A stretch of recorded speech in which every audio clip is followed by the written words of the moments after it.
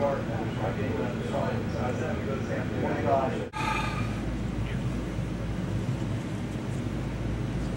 so we're good.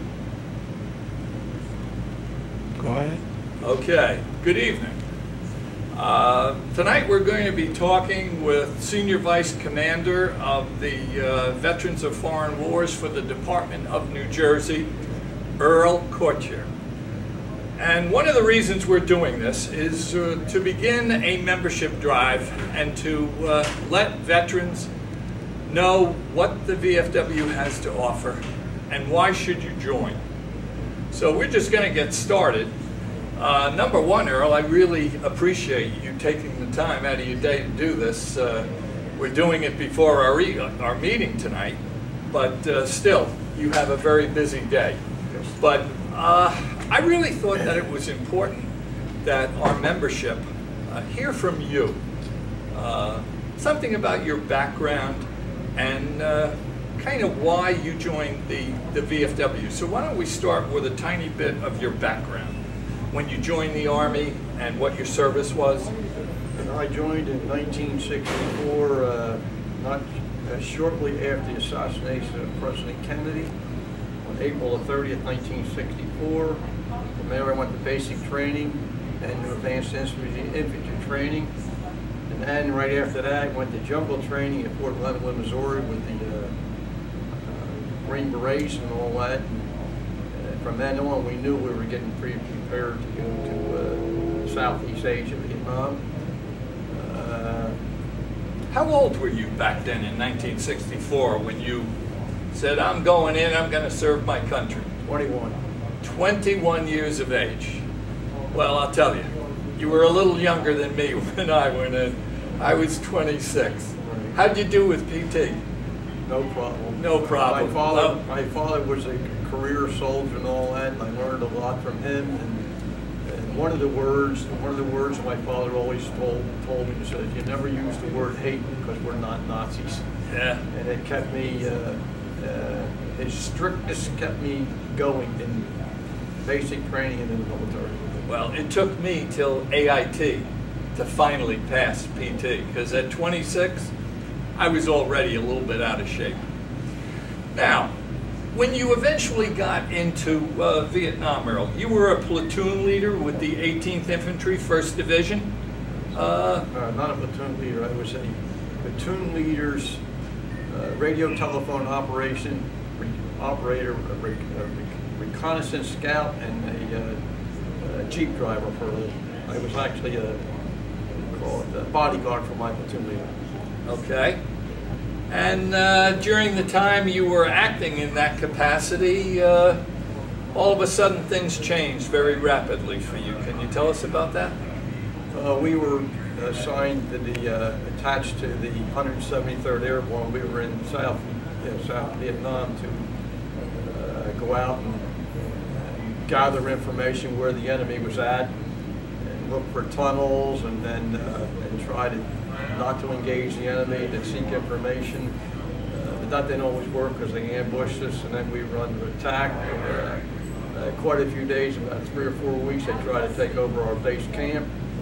And then later on, after that was straightened out, then we had to go out and have ambush patrols, and the other ones they call search and destroy, which involved a few companies, and I think it was around the beginning of February 1966, we were on a main operation and looking for the enemy, and they let the point man on A and Company A and Company B, and I was the point man of the reconnaissance. They let us go through, and all of a sudden they opened up on our main body, and they were in the trees and in the tunnels and the ground and all that. And when I went back to look at my platoon, I carried one guy out, and he got hit 6 or 7 times when I was carrying him.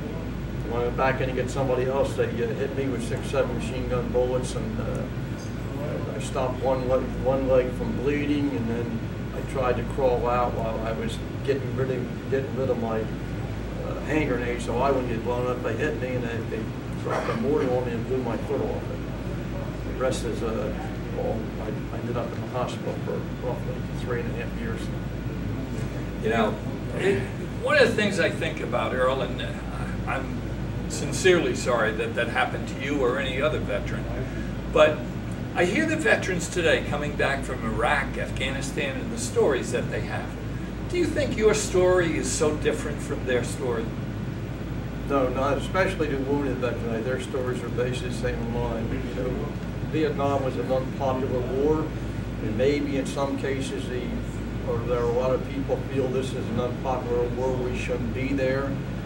But unfortunately, as a patriot and a fellow military, prior military, I believe we should be there, because if we don't, then we're going to be hit for the third time. We were hitting Pearl Harbor and hitting New York and the Pentagon. If we pull out of Iraq and Afghanistan, I think we're going to trigger World War III. We have to stay there. I was interviewed once by the media of how long we're going to be here, and I said, "How long you been in Korea?" Yeah. Well, let's fast forward a little bit. After this action you were in, you then got moved along into a medevac hospital, I presume? Yes. And then on back into the States. About how long did you spend in the hospital? The first stretch was about 6.5 months between Vietnam, coming back and ending up in Walter Reed Hospital. And then my last major operation was in the Philadelphia VA hospital. Sounds like I must have followed you a few years later, because I went from Da Nang, Vietnam to Camp Zama Hospital to down to, now I'm not thinking of it, in New Jersey, Fort Dix. Fort Dix Hospital, and then about 3 months later I wound up in Walter Reed. So our paths weren't too far apart. Walter Reed is, they have the best medical, the best doctors in there, and I can actually say if it wasn't for the doctors and medics and nurses, I wouldn't be here today. Now, what exactly happened as a result of those hospitalizations? What would you point to as your injury and the result of their good actions for your body? Well, you carrying anything that's not yours? Shrapnel. I'm still loaded with shrapnel. I still carry a bullet in my back. I have an artificial leg because the right leg was blown off below the knee. I try to walk without a limp, but sometimes the weather makes me limp. But I hold no grudges. Even the VFW has done many, many wonders for me. That is the biggest, main reason why I joined the VFW. Well, before we get there, I'm curious, as we're getting out of the hospital now and you're patched up and you're ready to go, here he is, GI #1, you're ready to go back into battle. Is that true? Were they thinking of putting you back out there? No, I had the military had me go to a physical evaluation board in Walter Reed Army Hospital and told me, it was like a board of inquiry that said that I was unfit for military duty. At that time I had to sign a paper releasing me from the military, putting me on what they call temporary disability retirement, sending me to the Philadelphia VA hospital. Actually, I was put out of the Walter Reed Army Hospital without an artificial leg. I was on Canadian crutches, and it was up to the VA to teach me how to walk. Well, I don't think I want to go down that path at this time, because that's a long story, but I think maybe we'll talk about it at another occasion. But you have a message for wounded veterans now. Yes. And do you think they could learn anything by talking to you about the experiences that you've gone through? Yes. The biggest thing is they have to join an elite organization such as ours, the VFW. The VFW cares. We have certified, experienced service officers who advise you of all the entitlements, the education, the